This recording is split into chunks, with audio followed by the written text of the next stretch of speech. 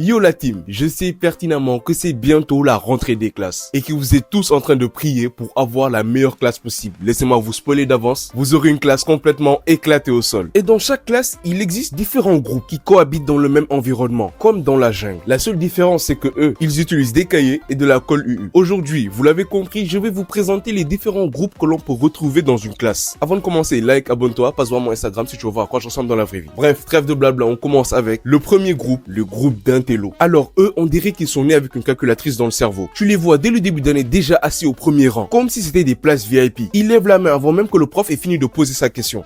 Sur quelle mer? Emilien. La mer de la tranquillité. Et le pire, c'est qu'il adore faire croire aux autres élèves que lui, il n'a pas révisé pour le contrôle. Il est là, il fait le miskin à base de « Je vous jure que cette fois-ci, j'ai vraiment pas révisé. Le contrôle était trop compliqué pour moi. » Et au final, quand les notes arrivent, il se retrouve avec un 20 sur 20. Je pense que c'est juste à cause de ça que je déteste les intellos. Mon gars, si tu as révisé, s'il te plaît, dis-le haut et fort. On va pas te manger pour ça, non? Comment ça, tu essaies de t'intégrer avec nous, les élèves qui n'avons pas révisé, alors qu'en vrai, tu connais tout le chapitre par cœur? À ce stade-là, on peut même plus considérer ça comme un simple mensonge. C'est une vraie déclaration de guerre. Parce qu'une personne qui ment seulement pour ce petit détail, imagine ce qu'elle peut te cacher en vrai. Est-ce que je deviens complètement parano? Oui. Et à l'opposé des intellos, il y a celles qui viennent à l'école tout simplement parce qu'elles s'intéressent trop à la vie des autres. Et je parle bien évidemment du deuxième groupe d'élèves, les gossip girls. Ces personnes-là connaissent tout sur tout le monde. Elles ne révisent pas leurs cours, mais elles connaissent le nombre exact de messages que Kevin a envoyé à Sarah le week-end dernier. Leur activité principale, faire des conférences presse dans les couloirs. Et attention, si tu oses faire un faux pas devant elles, ça devient breaking news. Toute l'école sera au courant avant même que tu comprennent ce qui se passe. Un jour, on te voit discuter un peu trop longtemps avec la prof et le lendemain, il y a une rumeur qui court qui dit que tu essaies de gérer cette même prof. Personnellement, je n'ai jamais compris ceux qui font du gossip parce que pour moi, quand tu t'intéresses autant à la vie d'une autre personne, c'est un aveu que la tienne, elle est vraiment pas palpitante. Parce que si ta vie est vraiment si intéressante que tu le prétends, crois-moi que tu n'aurais même pas le temps pour t'intéresser à la vie d'autres personnes. Encore moins de random que tu crois juste à l'école. Mais pendant que les gossip girls organisent des réunions secrètes, il y a un autre groupe d'élèves qui, eux, organisent des JO dans la cour de l'école. Et je parle bien évidemment du troisième groupe d'élèves, les sportifs. Eux, ils sont toujours en jogging, même quand il fait 40 degrés, en plein été. Tu leur donnes une boule de papier et ils l'improvisent en ballon de basket. Et ils commencent à jeter ça dans la poubelle pour voir qui a la meilleure visée. Tu leur donnes une bouteille vide, ils la remplissent de sable et la transforment en ballon de foot improvisé. Ils ont littéralement transformé la salle de classe en stade. Et eux, leur rêve ultime, c'est pas le bac, c'est que le prof d'EPS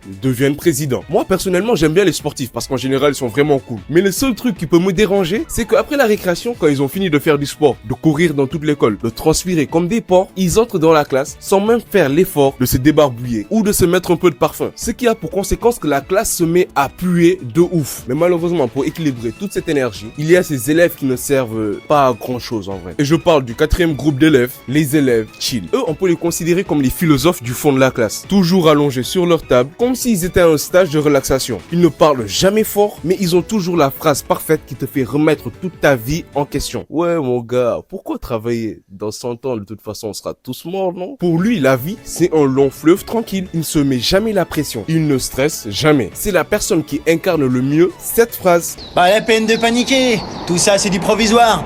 Putain, le ciel, il est d'un bleu. Et en plus de ne jamais quasiment parler en classe, ils sont super absentéistes. C'est-à-dire qu'ils viennent à l'école seulement quand ça leur chante. Quand tu le vois lundi, sois sûr que la prochaine fois que tu vas le voir, ça sera le vendredi. Peut-être qu'ils mènent une double vie d'agent secret, on ne sait pas. Les mecs chill, ils parlent peu. Mais il y a un autre groupe d'élèves qui compense pour eux. Les élèves super bavards. Eux, c'est simple, ils parlent comme ils respirent. Tu peux les placer n'importe où dans la classe, ils vont toujours trouver une personne avec qui discuter. Les profs peuvent les menacer, leur crier dessus, leur supplier d'arrêter. Mais rien n'y fait. Les bavards, c'est comme une radio mal réglée. Ça ne s'éteint jamais. En vrai, tu peux bavarder en classe, mais respecte les autres. Parle doucement. Mais eux, ils sont toujours là à parler super fort, n'importe où, n'importe quand, peu importe le cours. Même si toi, tu ne veux pas suivre, laisse les autres suivre. Et en plus de bavarder, ils adorent faire n'importe quoi dans la classe. À croire que c'est leur daron qui a construit l'école. Ils sortent sans demander la permission, ils ne font pas leurs devoirs. Ils se mettent à se moquer du prof. Les gars, laissez-moi vous dire que ça, c'est seulement amusant au collège et voire un peu au lycée. Mais arrivé à un certain âge, quand tu fais ce genre de truc, tu passes littéralement pour le bouffon de la classe. Parce qu'il faut grandir en maturité aussi. C'est bien de grandir en taille, mais dans la tête aussi, il faut que ça suive. Ils font tellement de trucs à la seconde qu'ils ont même pas le temps de respirer. Et il y a aussi d'autres personnes dans la classe qui n'ont pas le temps de respirer parce que eux, ils ne font que manger. Et je parle bien évidemment du sixième groupe d'élèves, les mangeurs. Dans chaque classe, il y a son groupe de gloutons. Ceux qui sortent des sandwichs, des bonbons, de la boisson et du jus en plein cours à 8h du matin. C'est-à-dire que le prof n'a même pas encore commencé sa journée de cours que toi, tu as déjà faim. Juste une question, comment c'est possible? De toute façon, on connaît tous les élèves gloutons. Ceux qui ont toujours des paquets de chips dans leur sac, même en plein contrôle. Des fois, ils oublient même d'amener leur matériel, mais ils ont toujours à manger dans leur sac. Rien qu'avec ça, on voit quelles sont leurs priorités. Et dès qu'il y a enfin un peu de silence dans la classe, tu entends des bruits d'emballage de bonbons. Honnêtement, je pense qu'ils devraient payer une taxe pour nuisance sonore. En vrai de vrai, je suis pas contre les élèves qui mangent en classe, tant que tu partages avec moi. Et que tu ne manges pas de trucs qui sentent trop fort. Parce que quand tu grades des sandwichs à base de thon, d'oignons et d'ail, ça pue dans toute la classe. Peut-être que toi, l'odeur ne te dérange pas, mais crois-moi que nous, l'odeur, elle nous dérange de ouf. Et parfois, tu te poses et tu te demandes comment ils font pour avoir autant de bonbons dans leur sac. Et tout simplement, c'est parce qu'il y en a d'autres qui les financent. Et je parle bien évidemment du 7e groupe d'élèves, les élèves riches. Franchement, eux, tu les reconnais tout de suite. Déjà, ils viennent à l'école avec leur chauffeur. Ils ont une trousse Louis Vuitton, un cartable Gucci, un goûter bio directement importé de la Suisse. Tellement ils aiment le luxe, tu te dis que peut-être que lui, au lieu d'avoir une règle en plastique classique comme tout le monde, il en a une en or massif, on sait pas. Et lui, il a le même problème que l'intello, il veut se fondre dans la masse. Il est tout le temps là à faire le miskin lui aussi. En mode, ouais, j'ai pas d'argent aujourd'hui, on m'a pas donné une grosse somme pour mon goûter. Alors que quand il te parle, il a littéralement une Rolex au poignet. À qui tu veux faire croire que tu es pauvre? C'est quoi l'objectif derrière ça? Tu veux qu'on t'ouvre une cagnotte litchi? Vous savez, c'est pas une honte d'être riche. Ah là là, si moi j'étais riche, j'aurais acheté tous mes diplômes. Je ne serais jamais allé en cours. Il y a zéro blague dans ce que je viens de dire. Je suis très sérieux. Mais bon, les élèves riches, eux, ils sont déjà riches de base. Mais il y a aussi d'autres élèves dans la classe qui, eux, veulent devenir riches. Même très riches. Et je parle des élèves rappeurs. Ils sont là toujours avec un cahier qui n'a aucun cours, que des punchlines. Ils tapent des rythmes de beatbox sur leur table pour essayer de lâcher un freestyle. Oui, je dis bien essayer parce qu'on a tous dans nos classes des élèves qui essayent de rapper. Ils sont pas toujours talentueux, mais ils font de leur mieux, on va dire. Eh les frères, allez écouter mon dernier freestyle. Je vous jure qu'il va percer celui-là. Résultat des courses, après avoir écouté, tu as une acouphène et il a osé faire rimer école avec alcool. Il est persuadé que Booba va débarquer dans la classe pour le faire signer un contrat. Et le pire avec les élèves rappeurs, c'est qu'ils veulent te forcer à partager leur son. Oui, mais c'est gratuit de soutenir les petits créateurs. Oui, c'est gratuit, mais si à chaque fois j'écoute ton son, je me retrouve avec les tympans déchirés, c'est pas si gratuit que ça. Et à côté des rappeurs, il y a ces élèves qui ont tout basé sur leur apparence physique. Et je parle bien évidemment du 9e groupe d'élèves, les beaux gosses et les belles gosses. Tout comme moi. Va voir mon Instagram si tu vas voir quand je ressemble dans la vraie vie. Eux, ils n'ont rien demandé, mais tout le monde les regarde. Ils n'écoutent pas en cours, mais quand le prof demande qui veut lire au tableau, ça devient un défilé de mode. Il se lève et il va au tableau avec la démarche la plus charismatique possible. Il n'a rien compris au cours, hein, mais juste le fait que les élèves le remarquent, c'est largement suffisant. Toujours bien coiffé comme s'il sortait du clip de l'élève rappeur. Et le pire, c'est qu'ils en jouent. Ils s'assoient toujours à côté de la fenêtre pour avoir de la lumière naturelle sur le visage. Mais en vrai, ce sont juste des gars cool. Bon, ça c'est ce qui concerne les garçons, mais les meufs sont un peu hautaines, mais elles sont quand même cool aussi. En vrai, ce sont juste des personnes qui ont travaillé sur leur apparence pour ressembler à ce qu'elles sont actuellement, même s'il y a une grosse partie de génétique. Mais tu sais quoi? Dans la classe, il y a encore pire que les BG. Mais avant de passer à la suite de la vidéo, like et abonne-toi, tu vas pas me dire que tu es arrivé jusque là et que la vidéo ne te plaît pas. Et dis-moi si tu te reconnais dans l'une des catégories que j'ai citées. Et on passe au 10e type d'élèves, les élèves